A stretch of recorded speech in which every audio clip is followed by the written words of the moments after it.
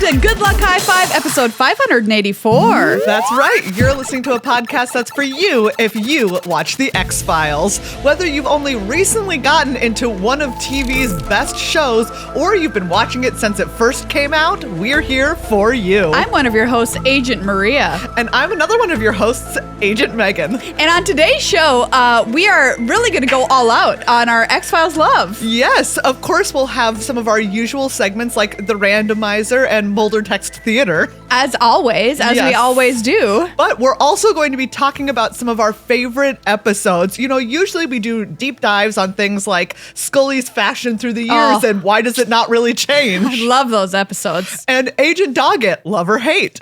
But people have always asked us, which ones, what do you think of what is considered the best of the best? Yes, absolutely. So we'll be talking about why we love some of the best of the X-Files, finally. I'm so excited to go over all this with you, and I can't thank you listeners enough for being with us for more than 10 years of X-Files episodes. So many. You wouldn't think that there would be enough material to talk about weekly for 10 whole years, and yet the show has that much depth to it. We could go on for another 20, I think. Honestly, I truly believe that we could endlessly talk about the X-Files. Well, good thing we have a podcast about it. Truly. And thank you to everyone who makes it happen by being a patron over at patreon.com/GLHF Magic. Magic, of course, referring to the magic of television. Of the X-Files series. It's a magical thing. It is a truly magical thing for everyone who has been a patron for any length of time. But thank you especially to our new patrons at $5 a month or more,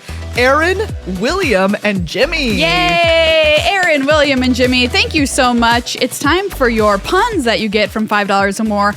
Aaron, hey, thanks for sharing your hard-earned money with us. Yes. William, will you be our friend? That is excellent right there. What's the last one? Jimmy, let me... Jameen being cool?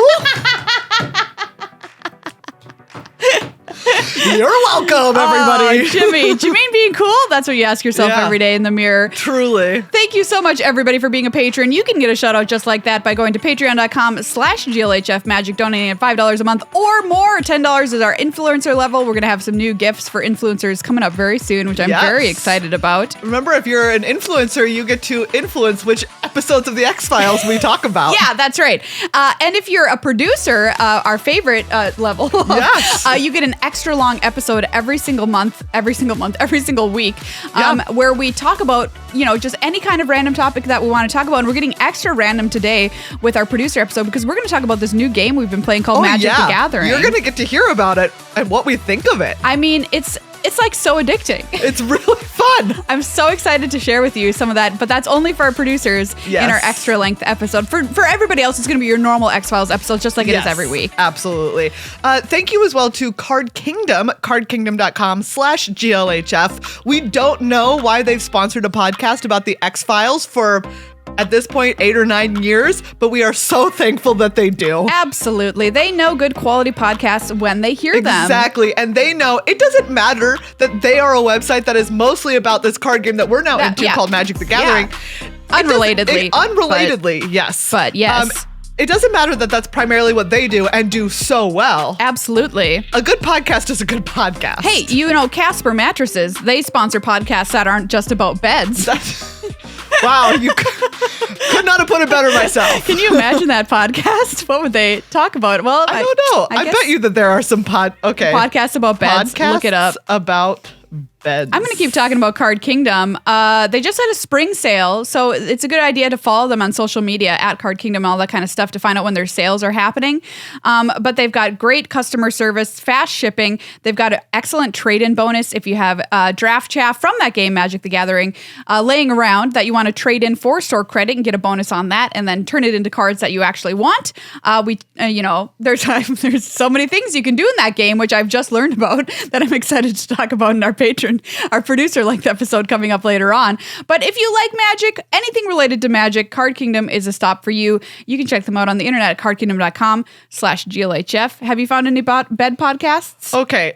First of all, if you Google podcasts about beds. Yeah. Mostly what you get are podcasts that are about helping you get to sleep. Oh, yes. But there are 3 bedding podcasts. No, there are not. The Sleep Retailer podcast. Join the editors of Sleep Retailer magazine as we speak with leading bedding industry professionals. Oh, it's one of those shows. The FAM audio stories, mattress industry audio stories from the world's first audio everywhere media hub for the bedding business.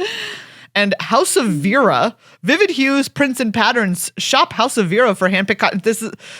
These are just... How many episodes can they possibly have? I don't know. I mean, you can really talk about anything for any amount of time, but this seems like they're reaching. This is really, stretching. Yeah. And we say that as a podcast X-Files about the X-Files that's been on for a decade. We've really we've gotten down into the minutia. For example, we had a whole week-long series about Scully's glasses. Yes. Which, thank you all for bearing with me in that episode. I just feel like there's the series, it was so much to talk about. Yeah. And then we had another month-long series on Scully's pumps.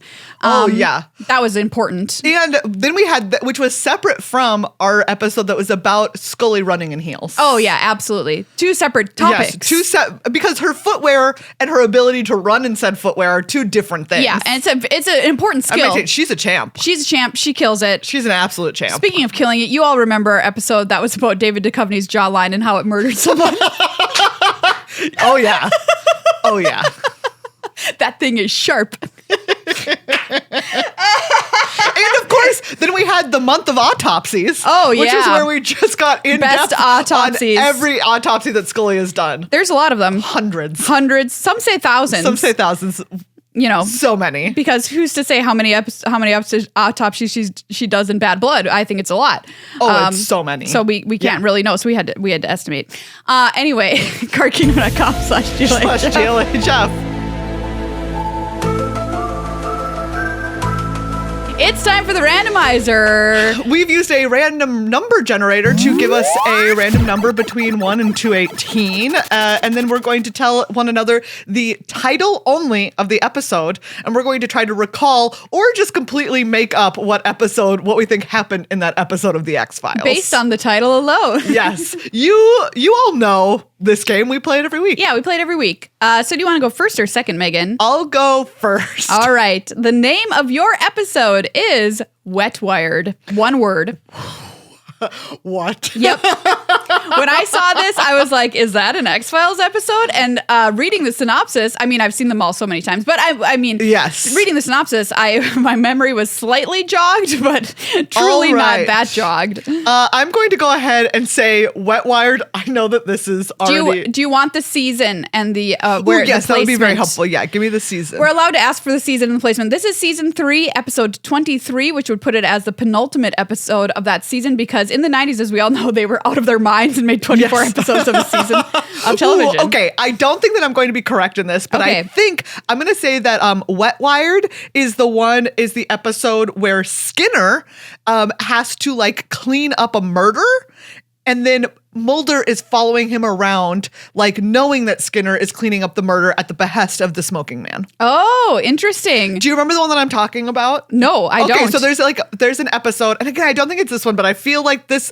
Wet Wired gives me the vibe that this is a Myth Arc episode, and so I think that it's not going to be like a Monster of the Week. I think that it's Myth Arc, and there's something about the name that makes me think that it's the one where like the cigarette smoking man. The one that I'm thinking of is in this episode. The one that I'm thinking of is, I think, after Scully's cancer diagnosis, because it's like when Skinner owes him a favor or whatever. But I will just say, I'll say the one that I think that it is, since I'm already into it. It's like, so Skinner like owes him a favor. Yeah. And so the cigarette smoking man is like, you have to go and like be cleanup man for this murder.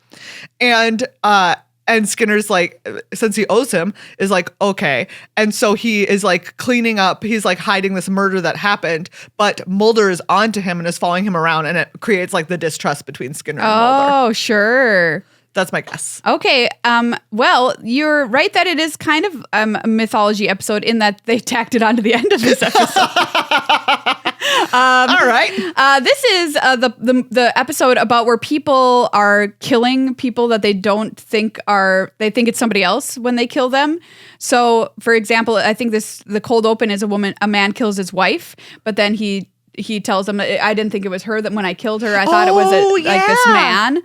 And it's some kind of mind control situation where they're being mind controlled to commit murders. But they're just seeing things in their brains and it's not actually real. Yeah.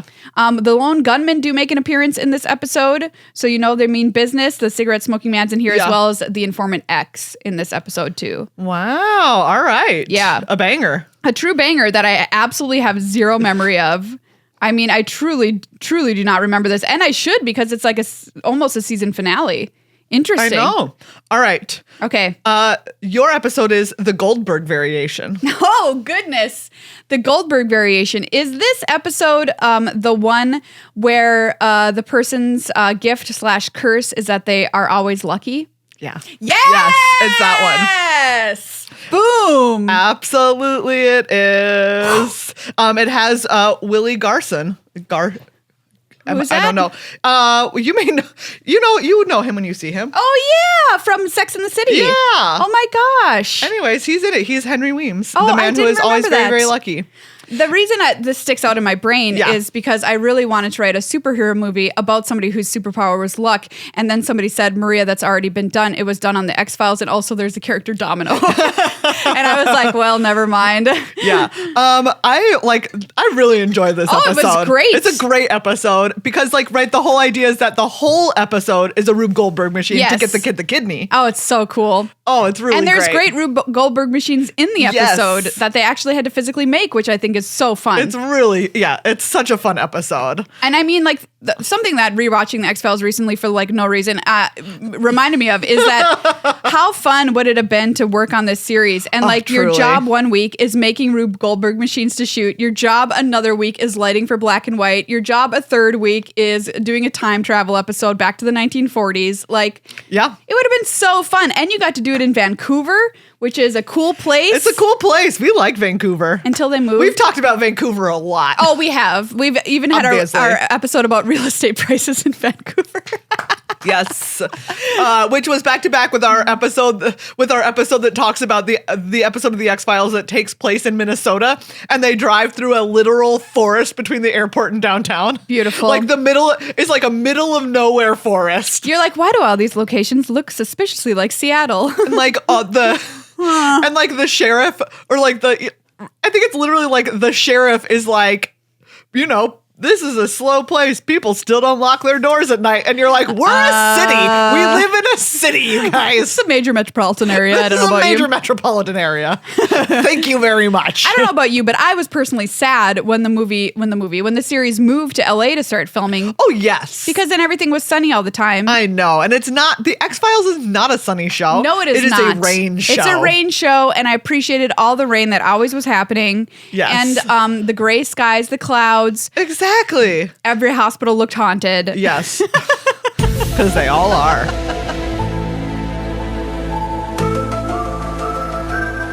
Hey everybody, Maria here. Just wanted to pop in with a quick note on this next segment where we talk about our favorite X-Files episode. I get emotional in one part of the segment, which leads me to not be entirely clear in what I'm trying to say. So I just want to offer a pre-apology to anybody who's in the south of the United States and listens to us. I was talking generally about the stereotypes which are played up in the episode, not people from the south generally, there are so many lovely, wonderful people who live down there. So I just want to get that out of the way. Anyway, you'll see me and hear me get emotional for the first time in the show in 11 years of recording. Enjoy. Moving on to our main topic of this week's episode of Good Luck High Five, which is obviously because we're wishing you good luck and giving you a high five before you watch any episode of the X-Files. Absolutely. And it's kind of like if you were going out and investigating these things, you would want some good luck and a high five before you took off. Absolutely. Yeah. We're going to talk about our all-time favorite episodes. So these are the true bangers that we personally love. Maybe they're not the ones that get the most critical acclaim. Although some of them are. We certainly will. But some of them, fly a little bit under the radar. Yeah. All right, Maria, I think we should kick it off by just saying because people can shuffle around kind of the top 3 to 4 spots a lot. Sure, yes. What is, in your opinion, number one? Oh, wow. This is so difficult for me, being the ex-head that I am. Wait, that's probably not what they call themselves. I will caveat by saying I haven't rewatched all of the series in a long time. Wait, I mean, I did. Wait, what? But I watched through it all in high school and have been watching it, on and off again since then. So my number one is one that does have some problems. I'm not going to lie, but I do think, to me, it is pretty emblematic of the joys of the X-Files and the interesting things that it can do and what it can be. And that's the postmodern Prometheus. Oh, all right. Yes. Yeah. Number one. What about you? I mean, mine is, I think, I am of the opinion that, like, yes, there are many excellent episodes of the X-Files that in any other show would be the top one. Yeah. But I think that there is nothing in the world quite like Clyde Bruckman's Final Repose. Yes, that one I think is notoriously the number one. I think that episode of it's like, yeah, obviously I'm going to pick it, and I don't care that it's obvious because I think that it is that good. Yeah. Like it is an incredible episode of television. Yes. I cried watching it. Absolutely. There are some jokes that are some of the funniest. That's something else the X-Files does so well. It takes itself deadly serious, which is perfect training ground for comedy as well. But also, the characters have such levity to them. They have such a great time doing what they're doing, and they are able to insert humor in such wonderful, beautiful ways in almost every single episode that just cuts it enough that you have a great time, even if it's dealing with heavy stuff, like Clyde Bruckman's Final Repose. Exactly. Also, do you know what? Wow, I found out something about the X-Files today. Wow. Which is very, because we know so much. We've been talking about it for so long. That it takes place in St. Paul. This one takes place in St. Paul? Wow. In St. Paul, apparently. That's incredible. You also know that part of what I love about this episode is that I love that Scully does just take the dog home. Okay, let's give a recap for people who I know you've all watched. We've all seen it. You're listening to this podcast because you love it and know every episode by heart. But in Clyde Bruckman's Final Repose, there is a man, Clyde Bruckman, who has premonitions of when people will die. Yeah. And he finds his neighbor's body in the dumpster, and there's a whole investigation, and then there's also a brief thing with a fake person who says that they can tell when people die or how people died. Great. But Clyde Bruckman can actually do it. One of the bits in it is that there's a very a very old neighbor who has a little Pomeranian. And he has a vision of the Pomeranian eating her body after she dies. That image will not leave my brain. Yeah, absolutely. It's and one of one of my very favorite parts of it is they're just driving in a car, and I forget why it comes up, but they're talking about how someone might have died, and Clyde Bruckman and Moulder are talking, and Clyde Bruckman is or he's erotic asphyxiation, hell of a way to go. Yeah. And Mulder's you're telling me. And then he's wait, why are you telling me? So good. It's so it's maybe my favorite moment of the X-Files because it's so fun. It's so meta. It's so funny and meta. It's really, really wonderful. What season and episode number is this for people watching at home? Oh yeah, this is season 3, episode 4. Yes, excellent. Anyways, it's just so good, and it's very, very sad. It's also heartbreaking. He's exhausted. He's exhausted by it, and he the end of the episode. Can you imagine having that knowledge? No, it'd be horrifying. Terrible. Yeah, exactly. Also, sorry, I could go on about this episode for forever. One of my favorite, another one of my favorite parts from it, right, is there's a moment when Scully is talking with Clyde Bruckman, and I don't know. I think he's do you want to ask me?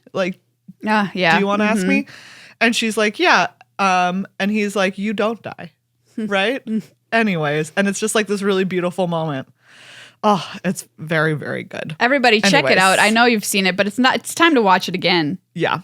Anyways. And, yes, and then at the very end, he does kill himself, and it's heartbreaking. Yeah, and then he leaves the dog outside so the dog doesn't eat him.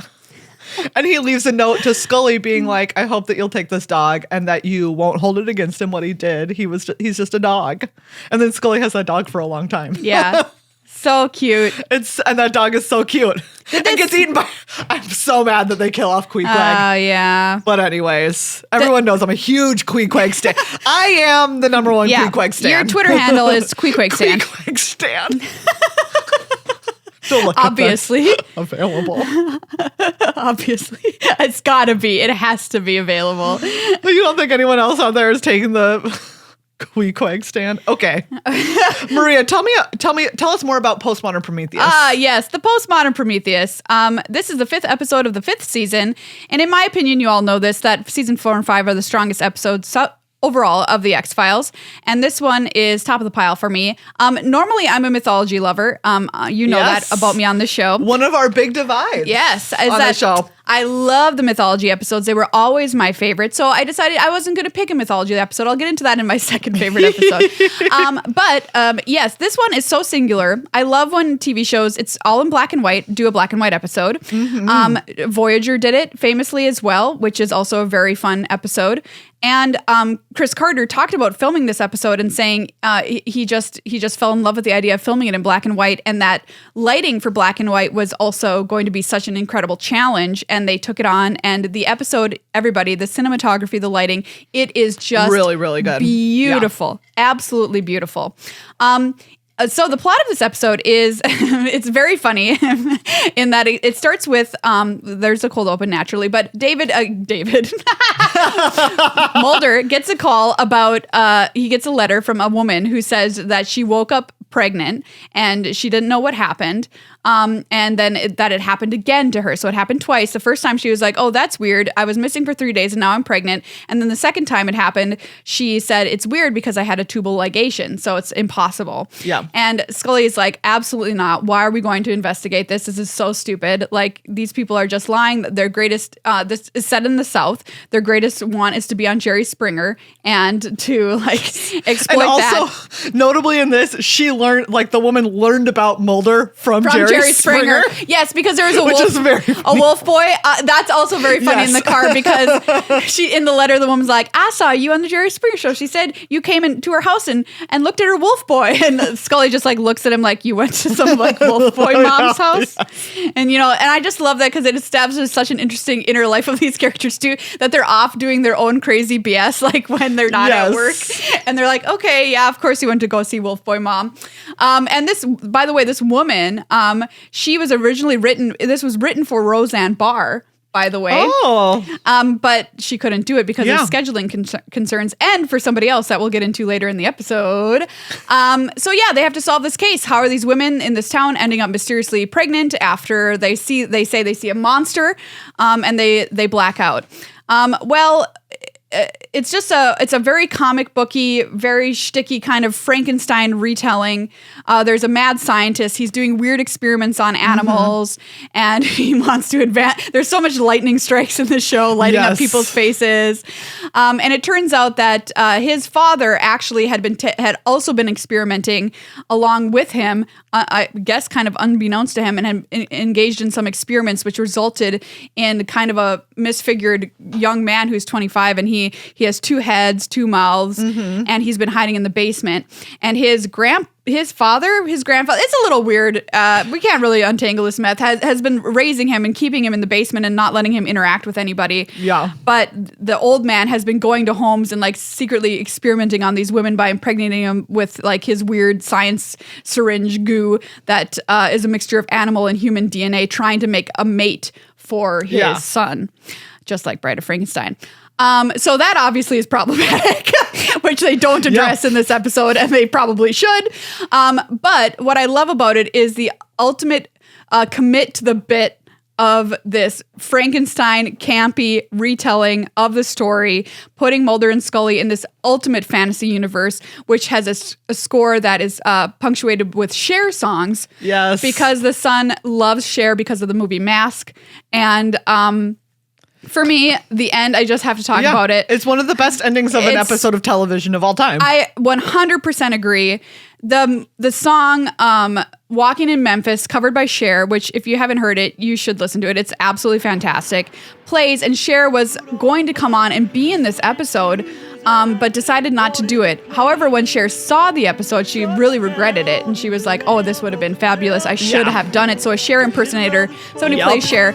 And it's a fantasy ending. So the episode ends with the disfigured son being arrested. His father is dead. The mad scientist is arrested. They're in cop cars. And because obviously that's illegal, you can't do that. Yeah. No matter how much you've been misraised. And Mulder's like, it shouldn't end like this. Like, this is not the ending of the story. Frankenstein needs to go out and get his bride. And Scully's like, well, this isn't a book, Mulder. This is real life, and these are real crimes, and they need to be prosecuted. And Mulder goes, where's the writer? I want to speak to the writer. And he turns and looks around, and there's a kid who has been writing a comic book this whole episode. Yeah. And about the monster, Great Mutato. The Great Mutato. It morphs into a shot of cars driving down the highway. Cher's Walking to Memphis comes on, and it turns out that Mulder and Scully have taken this kid to see a Cher concert. Yes. And Cher comes down from the stage and dances with the kid, and we see Mulder and Scully dancing as well, and it fades to a comic book finish, which is just so gosh, okay. I'm getting emotional because this episode hit me different recently. Okay. So I was thinking about the people in this episode, which are like Southern bumpkins, which in today's day and age, we would call them like Trump supporters or bigots or whatever. And they chase after this monster with pitchforks, just like Frankenstein in the book. Yeah. And they come to him. Sorry. I've never gotten emotional on this show in 12 years of its history. God, which is wild. But there's a lot of emotional stuff. They're like, oh, he's not a monster. He's just a guy. And they come to accept him and love him. And the mothers who have these monster babies, they go on Jerry Springer and they're like, we love these babies. Why wouldn't we, you know? And it just made me think, like, the phrase, I want to talk to the writer, made me think of, like, how people in the South and, like, you know, people who are conservatives and whatever have this life of, like, feeling persecuted and persecuting those who they think are against them. But, like, what if we change the ending? And what if, like, we just got to accept each other? And what if this monster had been forced to live in a basement? Why the monster within us, right? Gay people, right? You know what I'm saying? Like, don't make your monster live in the basement and have to listen to Cher and only watch the movie Mask. And I was like, I didn't watch it with this underpinning so many years ago. Yeah. But it was just so moving. Anyway. Obvious problems with the episode, but overall, what an interesting, beautiful work of art that we get from the show. Even just watch the ending, everybody. Yeah. Anyway, that's my number one. Wow. There you go. I didn't even cry about my number one. Am I really a fan?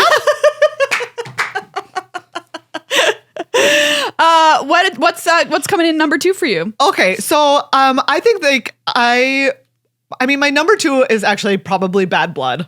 Oh, well, yeah, yeah. Bad Blood is an incredible it's more straight comedy than a lot of the other stuff. It's a comedy episode. They did like 2 comedy episodes. Yeah. But I just it's the episode where it's like the classic told from 2 perspectives at the beginning, right? Like Scully is recounting, and one, it does start with being horrific, which is like Mulder staking a kid. Yes. And then being like investigated for it. And Scully telling her version of what happened, and then Mulder telling his version of what happened. And they're so differend. And they're very, very different. Very like, funny. Right, everything from, of course, it has iconically Luke Wilson as the sheriff. Oh, that's right. And is in this, and like in Scully's version, it's Luke Wilson, and he's really hot, he's so hot, and like so charming. And then in like Mulder's version, he gives him like really weird teeth, and he's like a hick. Yes, he's like and like pretty dumb. It's really good. It's very, very funny. And also, it should be noted that when because they do the back and forth storytelling, but then the episode continues on, and it is Scully's version that was correct. But shocking. One of my very favorite parts of that episode is that in Scully narrating, Mulder is just like her partner as you see him in the show. He is normal. He is a competent human being. And then in Mulder's version of events, Mulder's like clueless. He's like an idiot. Oh, it's so good. And it's him telling that version of himself where he just like doesn't really know what to do. I mean, imagine you had your own Scully. You would probably feel like that. Yes, right? You know Constantly what I mean? You'd be like, look at my partner who literally every person is in love with. We've all known, I've talked on many episodes how literally every single character who ever encounters Scully is in love with her. As they should be, quite frankly. Obviously. But like they all are. Yeah. Simply they all are. Simply. All the way up through Reyes. Yeah. And up to and including. Yes. Anyways, they're all in love. One of my very favorite moments ever is like when Moulder comes back after Doggett's been there for a while and like Scully is so happy and Doggett just has a real sad moment because you're like, obviously he was in love with Scully. Anyways. Can we pause to talk about what an incredible actress Gillian Anderson is? I mean, just she's for a moment. so great. And human being. Yes. She's so weird and wonderful and I love her. Yes. And this show, I mean, she started the show when she was 25 years old. And she's so good. And she's like, she's gorgeous. I could look at her endlessly because her face is perfect. She's one of the most beautiful women in history. Yes, she's incredible. Anyways, she's great. And she's I'm so good. happy that she continued to have a really banging career after this. Now, Sex Education, The Fall. If you haven't seen The Fall, it's excellent. If you love serial killer I shows, couldn't handle that show. It's very spooky. It was too spooky for me. She's really I'll be cool in honest. it. Yeah. And, David didn't really have as much of the acting chops that she did. But That's true. You forgive him quite generously for it. That's kind of his vibe. Yeah. He's a guy. Anyways, she's just... anyways, so Bad Blood, obviously great, but that's like not really that's not really a spicy take. Not a hot take, but a good take. We don't need to talk about it a bunch. Take. Just because it's so, it's a light episode. It's so funny. I love the dual narratives. I love that, I love using that, little game. Yeah. It's great. It's very fun. My third one is a spicier take. Okay. But you go first. All right. So my second most favorite, which is tied really, is Musings of a Cigarette Smoking Man. Wow.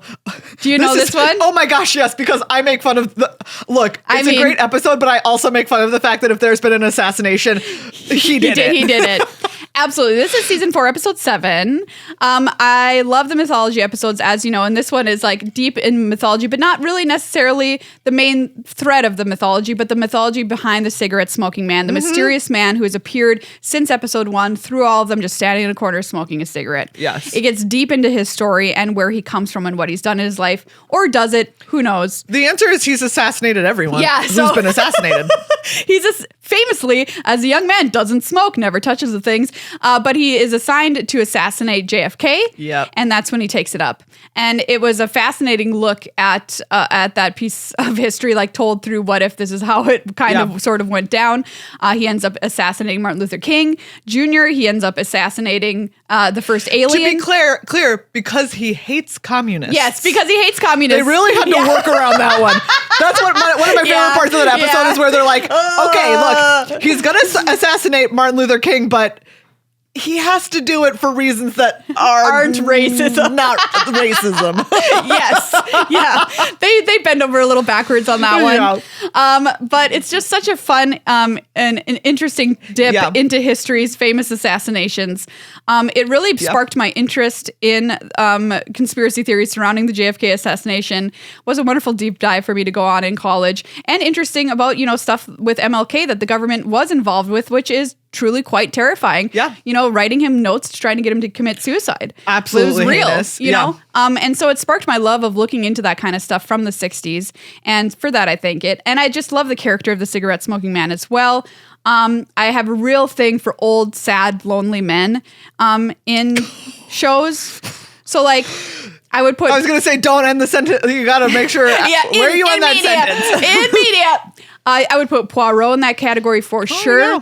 It's kind of just a really sad loner who has a genius that he has to deal with. And CSM kind of reminds me of that a little bit. And it was just a really fun, interesting look at his episode. He's trying to write a book his whole life. He wants to quit doing this, but he keeps getting rejected because his book's awful. Yeah, I do love that. And then one day someone's like, well, publish it. And he's like, yay, I'm going to quit my job. And he writes his resignation letter to whatever, I don't know what he has to resign from. That secret circle of men. Excuse me, secret circle of manipulators. And the regulators are like, who do you want like for the Oscars this year? And he's like, I don't care. And he's like, but the Bills never win the Super Bowl, not while I'm alive. That's right. And I'm like, what are you residing from? That's also one of my favorite parts of that episode, which is that every conspiracy is that you think is like that could be true is true, including they pick the winners and they pick the Super Bowl winners, and it's these guys. Oh, it's so beautiful. And then he finally gets accepted, but they print it all wrong, and he hates it, and he rips up his resignation letter and goes back to his work in the dark dealings of wherever the hell he comes from. I don't know. So I truly love that episode. It just really speaks to my soul. Anyway, and we've talked a lot about you love the JFK assassination stories. Yeah. And my family is obsessed with Jack Ruby. Oh yeah, which is the man who shot Lee Harvey Oswald. It's fascinating. It is absolutely fascinating. My mom and I have talked on many occasions about whether Jack Ruby was intending to go and shoot Lee Harvey Oswald or not, and the significance of the fact that he brought his favorite dachshund in the car with him. I mean, it's the details around it are bizarre. Which is either, right, like some people are like, oh, he wouldn't have brought his dog if he was gonna go assassinate someone. And then other people are like, no, he put the dog in the car so that it wasn't so that someone would find it. He wanted the dog to see. No, that someone would like, so it wasn't in his apartment not getting fed. So that someone would be like, oh, you got to go to Jack Ruby's car. They'd see the dog in there and the dog would get rescued. Oh, I see. Well, that could be. Anyways, we talk about it a lot. I mean, I love 60s politics full stop. So like I could go on forever. The military absolutely hated JFK and the way that he handled a lot of situations. Anyway, blah, blah, blah. Love that episode. It's very silly. I'm going to add that caveat. What else? What else you got on your list here? Okay, so this is also one of my very favorites. I actually haven't watched it in a while. It's a season 1, episode 13. And this one is usually it What's does this get one accolades. called? It's called Beyond the Sea. Yes. I love this episode. I think it's so striking. It's one of the episodes that I think about the most, honestly. Yeah. Like there's a lot of, like I love Bad Blood. I love Postmodern Prometheus. But in terms of how much I think about it, and I think about just the human emotions that form like the crux of the problems in this is as fascinating to me as Clyde Bruckman. Like this is up there with that. It is so fascinating to me. So this is the one where at the start of the episode, Scully's dad dies. Yep. And she and her dad were very close. And she and her dad, yes, were specifically like very close. And she is very shaken by it. And like she has like this like vision of like right before he dies, she like wakes up and sees a vision of him in a chair in her living room. Yeah. And then gets the call, which is like very important to this. And so there's the other part of this, right? So that's like the kind of like cold open part of it. And then there is a couple that's kidnapped sometime, at the same time. And there's a serial killer that Moulder helped catch a while back, named Luther Lee Boggs. And he Moulder is like, so still like you still get a lot of his like anger in this episode, right? I gotta watch this one again. Because he's like a heinous, right? He was a serial killer. Yeah. But Boggs is like, I have a psychic connection with the kidnapper of those two young people. Right. And if you commute my death sentence, I will tell you how to find them. But Moulder, and this is like the first episode where they really play with Moulder and Scully swapping, like Moulder is refuses to believe him, despite all the other stuff that Moulder believes. Right. Moulder is like, absolutely not. Like, you're just trying to get out of this. This is like the worst person. He's trying to play me, right? His entire, like all the time, he's just playing a game with me. And Scully is like, people's lives are on the line. And then they like, Scully visits Boggs, and he drip feeds them some information as they go, right? To show that he does seem to kind of know. And Moulder the whole time is like, no, he could have figured it out by this, or he could have figured it out by this. But Boggs knows that like Scully and her dad, like their song was Beyond the Sea. Yep. And that like obviously, she like that like freaks her out, but like she believes that Boggs does have this psychic connection for whatever reason, right? Yeah, she's at the right moment in her life where this can impact her. Yeah, and it's in part because of the death of her father, and Boggs kind of sense like having this connection. Yeah. And she's like, I believe that he does know. And so there's like a whole thing, right? Like being like, hey, maybe we can commute this, maybe not. Anyways, like he ends up telling them where they are. Boggs is like, I can contact your father. I can give you one last message if you come to my execution. But she does not go. It's just fascinating. And she goes at the end of the episode, she tells Moulder that she believes that Boggs really did just orchestrate it all and did not like just knew. Oh yeah, their theory was that like he knew the kidnapper, right? Yeah. And had helped them orchestrate it, or that he was giving the kidnapper information and had planned it. And Scully just has like this crisis. Anyways, it's like It's so interesting to see Scully's crisis of faith, which is a scientific crisis of faith too in this episode. Exactly. I think that is like, that's one of the things that strikes me. And because it's so emotional for her, right? Yeah. That it's specifically about this guy's like connection to her father, or like, you know, his purported connection. It's like the one thing, right? She's like, oh, he could have orchestrated all of this stuff, but how does he know about that song? Yeah. Like that song that's our thing.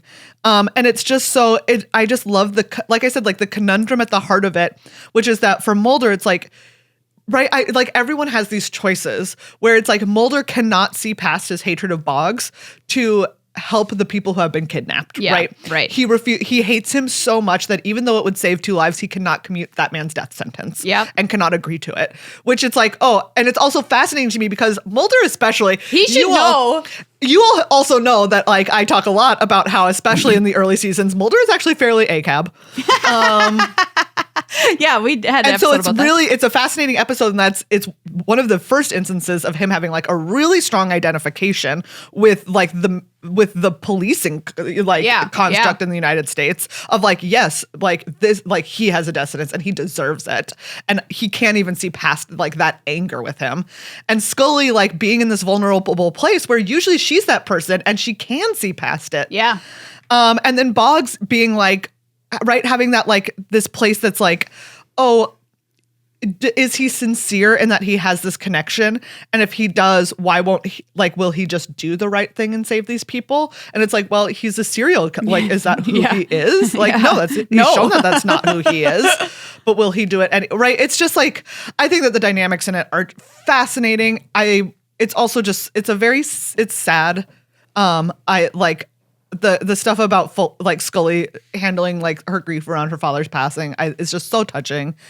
It's so good. Like I said, I just think about like in terms of episodes that I just think about a lot. I think about Beyond the Sea a lot. Yeah, absolutely. I think it's a really like twisted and also beautiful episode, which is so cool. And I think the X-Files has such a unique ability to do episodes that check so many boxes. They get to live in a serious, twisted, weird place, a very happy, silly place, a very intimate and vulnerable place in a way that a series of TV just normally doesn't get to do, because normally you have to be one thing. Yeah. They get to be all things all the time. All right, Maria, what's your number 3? All right. So this was very difficult for me. I couldn't really pick a number 3 because I just have like a huge list of more that I love. But I'm just going to talk briefly about Memento Mori, which is another Scully episode where she is diagnosed with cancer based on her abduction. And she can't deal with it. Like, she doesn't believe that she was abducted. She has no memories from it, but she's facing terminal cancer that all these other women had who also believe that they were abducted. They all had implants in their neck, which are taken out. This will become important later. Anyway, this is right after the episode Never Again, which is another one of my all-time favorites, with a tattoo that's a living tattoo on a guy's arm. And Scully like falls for this guy with this weird living tattoo that tells him to do stuff. The tattoo, by the way, voiced by Jodie Foster. Yes. Which I think is very cool. I mean, so cool. Really cool. And I love Never Again because in that episode, Scully really finds herself, which is that, you know, sometimes she's really sidelined by Moulder. Yes. And he treats her kind of like S-H-I-T a lot. And that episode, she's like, you know what? I'm kind of done with that. I'm kind of done like just doing your bidding, all your crazy ideas you have about what to solve. I'm going to follow my own path. I need to follow my own path. I need to be my own person within this kind of weird codependent relationship that we've developed. And at the end of the episode, she gets a tattoo of an Ouroboros on her back, which I think is very cool. Yeah. And I love her finding that for herself. Never get a tattoo in a place that's that poorly lit, though. Yeah. Just gonna put that out there for all of you. It was a very dark tattoo parlor. If you are going to a tattoo parlor and there is basically no lighting, don't get a tattoo there. That's just all I have to say about that. So that episode, great, goes into this episode. She gets cancer. It's sad. Moulder has to reckon with the fact that he kind of is a dump to her a lot of the time. Yes. And he's like, oh my God, I'm going to lose this person that I've taken for granted for 4 years to just be with me on this wild alien goose chase, who does all the dirty takes work. her so for granted. It like, you know, and she's in the office doing 100 autopsies in a day or whatever. I mean, and we've talked, we had the full autopsy. Yeah, the autopsy month because there's so many of them. and so he has to have the realization that he could lose that, and seeing him kind of panic and really have an incredible breakdown about it, I think was really excellent to see on screen. We get a heist with the lone gunman again. There's hybrid twin alien boys running around, haunted hospitals, like we mentioned, galore. And she gets an Emmy for this episode, Gillian Anderson, which deserves is very cool. the hell out of it. But yeah, I could have 100 on this list. Yeah, I mean, yes. I mean, we haven't even we haven't even talked about like some of the best. I know. We could talk about like you were saying, like 50 episodes each. Yes. Because we haven't even talked about the shooting in like, what's the one where Moulder's in the Bermuda Triangle? Triangle. Like the shots, double camera shots. Yes, the double camera shots in Triangle. As they're going through time. Incredible. Also, I was a kid who was obsessed with the Bermuda Triangle. I found a book in it at the library. And I mean, like, this episode just was like, Baby Maria's like crack. Like, I was like, yes, absolutely. Give me a Bermuda Triangle episode any day of the month. We haven't talked about one of the new ones, which I think is really good. Mulder and Scully Meet the Were-Monster, starring Rhys Darby. Oh, yeah. So check that one out. One of the newer episodes, are kind of like not as great as the older ones, but that one is truly excellent. Although you all know that I'm generally actually like a season 8 proponent. Oh, you're a season 8er. Okay. Yeah. I mean, I knew that. 9, no. I'm not saying it's not like you as classically good as like Heyday, but I think that it is actually like season 8 is better than you remember it. You know, I say that every time, everyone. Every day. Season 8 is better than you remember it. There's some really good episodes. We haven't talked about Ice, which is the Thing ripoff. Oh, I love Ice. And it was David Duchovny's first favorite episode. It's so good. He loved filming that one. And obviously I love I love the Thing episode. Of course. How could you not? Oh, so many good ones. Anyway, we have so many weeks to do of the show that we can just keep. Yeah, we can just keep going. Maybe we'll come back to you on our next episode of the podcast. Yeah, with more next week. Now, of course, it's time for Moulder Text Theater, where we read the log line of an episode. Maria will give you a one-liner that Moulder would say, and I would tell you Scully's autopsy findings from that episode. Brilliant. All right, so let's see. I'm going to pick one. This is season 3, episode 14, Grotesque. Ooh. The agents assist Moulder's former mentor with a case involving a serial killer who claims to be possessed by a demonic force. Ooh. I'm 666 of this serial killer. An iconic Moulder line. You remember when he said that? Yes, and of course, this is the one where Scully pulls back the sheet to do the autopsy and finds a pentagram sigil emblazoned on the chest. Absolutely. And then she tries to pull it away, and she's like, "This flesh hasn't been burnt. It's been, she can't figure out what happened. It's been, I don't know. Yeah. All right. How about this one? Season 7, episode 8, The Amazing Mellini. Mulder and Scully investigate the apparent murder of a magician who was decapitated just minutes after he was able to perform the trick of turning his head around 360 degrees. I remember the autopsy findings of this one because they were that he had been dead. He had been dead for a long time. I only barely remember this episode. I liked this episode more than I think the average viewer of the X-Files. Yeah. I feel like pretty certain that Moulder would have said at some point during this episode, now you see it, now you don't. Oh, yeah, absolutely. Or something to that effect. All right. Let's see. How about season... Ooh. Oh, wait, hold on. I'm just picking of random ones.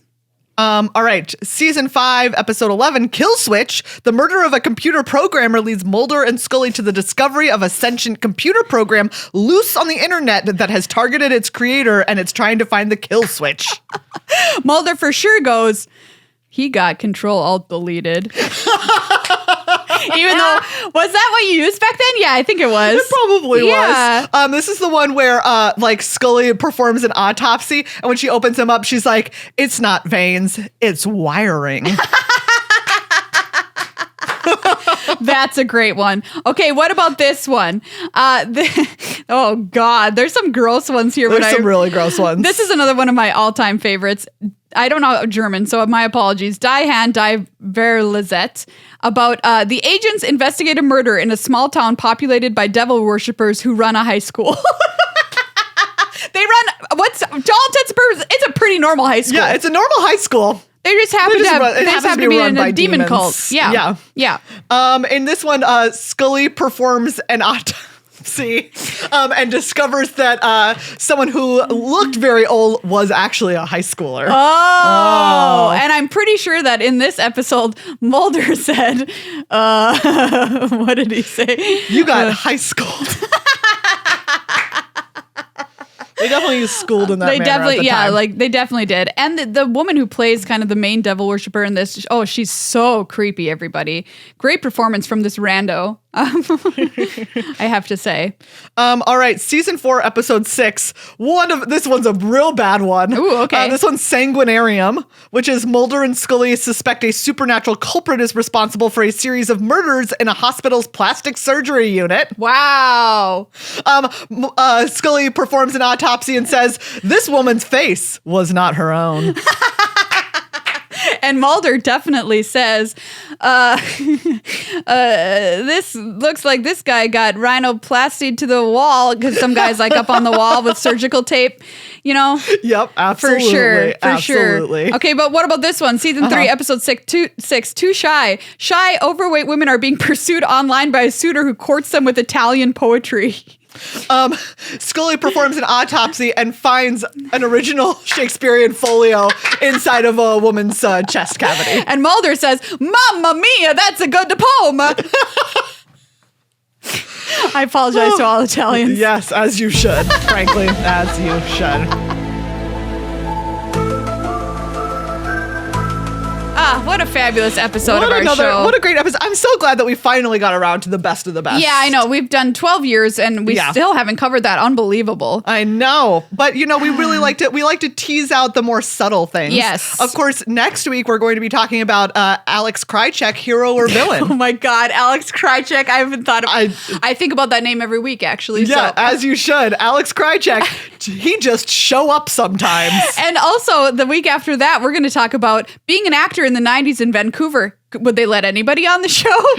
The answer is sometimes. It seems like yes. They did. Did you have to know how to act? Not really. No.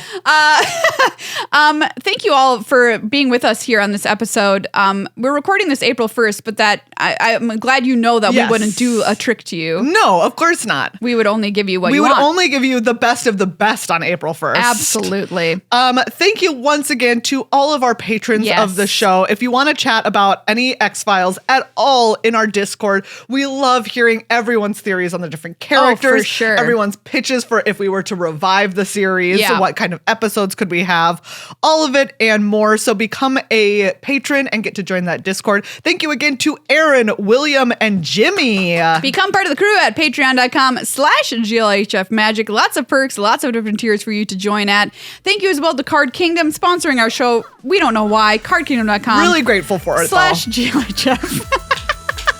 And now, as we close every episode with our mantra, the truth is out there. That's right.